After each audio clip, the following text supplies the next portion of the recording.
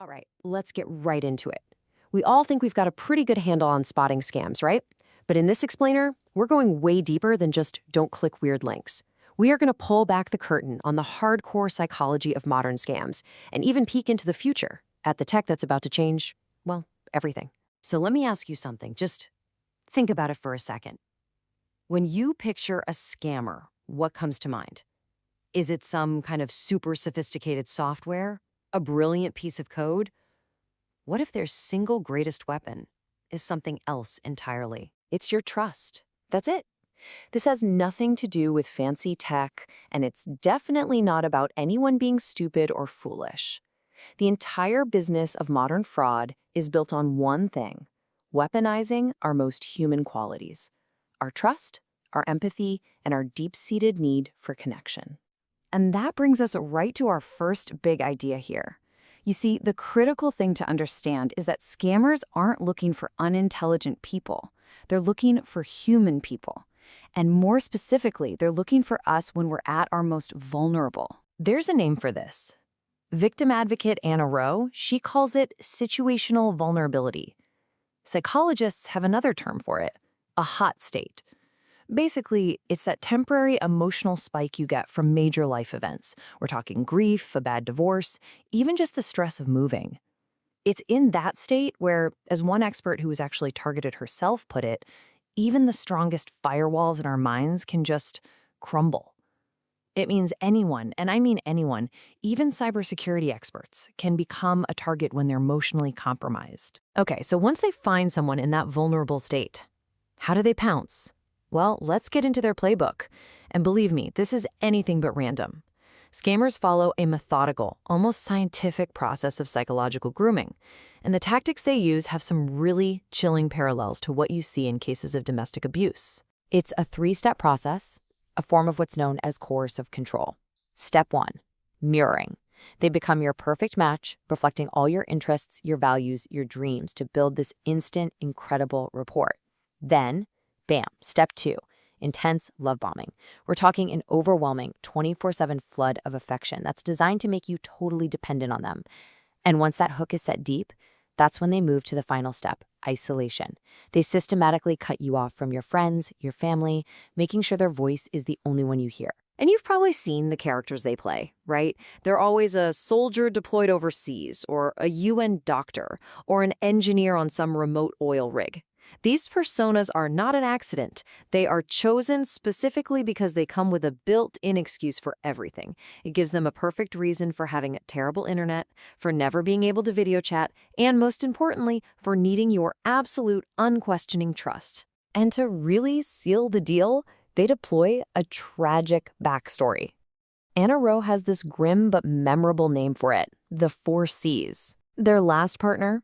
Oh, they died in a horrible car crash. Or from cancer, or from childbirth complications, or they got cheated on with their best friend. It's all designed to make you feel instant empathy, to create a sense of shared struggle, and to cast you in the role of their rescuer. So, okay, we've seen the victim side, that state of vulnerability, and we've just walked through the scammer's playbook. But what's actually going on inside the mind of the attacker? To understand that, we have to look at this from a truly chilling perspective. An insider's view from Brett Johnson, a man who was once a most wanted cybercriminal. And Johnson, he does not mince words. He makes it absolutely brutally clear. Criminals do not give a damn about their victims. Full stop. There's no twisted connection here. It is a cold, detached, purely transactional business. He even admits that when he was doing it, he never once understood the real damage he was causing. Not until years later when he actually started talking to the victims. And what's really fascinating is how that cold approach exploits our own psychology. Johnson points out that a lot of victims, they actually suspect something is wrong pretty early on, but they keep going. Why? Because of a psychological trap called the lost cause fallacy. Think about it. You've already invested so much time, so much emotion, maybe even some money. Walking away at that point feels like an even bigger loss. Now, everything we've talked about so far, that's the game as it's played today. But there is a massive shift on the horizon. This next part, you guys, this is an urgent warning. It's about how artificial intelligence is about to completely revolutionize the art of deception. Okay, so right now, scammers have to steal photos of real people. A doctor from Brazil, a soldier from Canada. And what that means is if you're clever, you can sometimes do a reverse image search and find the real person. But tomorrow, scammers won't need to steal an identity. They'll just create one. Using AI, they can generate a totally synthetic person, a face, a voice, a whole life story that doesn't exist anywhere in the real world. Our current tools for checking, like reverse image search, they become completely useless. So how far off is this future we're talking about?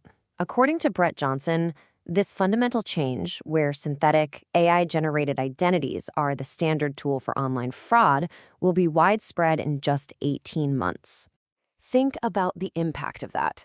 We're not just talking about fake profiles.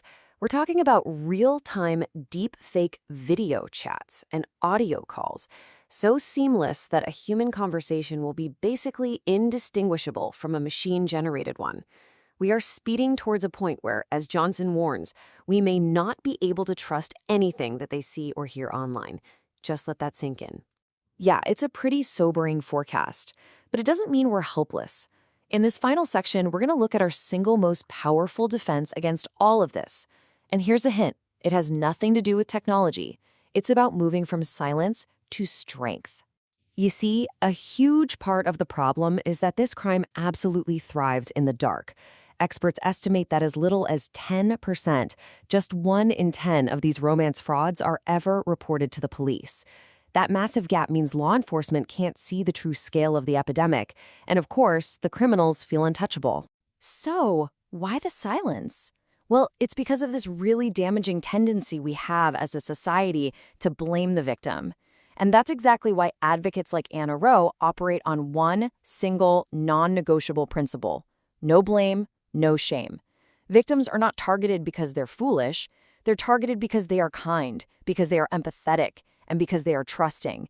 Changing that narrative is the absolute first step to breaking this cycle. So, what can you actually do? First, and most importantly, trust your gut. If a relationship feels like it's moving way too fast, with this insane level of intimacy right away, that is a massive red flag. Second, get an outside opinion from a trusted friend before you're isolated. And the big one, the golden rule: never, ever, ever send money or crypto to someone you have only met online. And finally, if it does happen, report it. Your report is what helps protect the next person in line. And the power of speaking out, it's just incredible. There's this one story where a victim was brave enough to share her painful experience publicly. And because she did, she directly saved another person from falling for the exact same scam. So you see, sharing your story isn't just about healing. It is an act of community protection. It's a weapon. So we'll end with this question for you to think about. We're heading into an age where AI is going to blur the lines between what's real and what's fake online. So, in that world where our fundamental trust in what we see and hear is totally shattered, how will we prove who we really are? And maybe more importantly, how will we ever learn to trust each other again?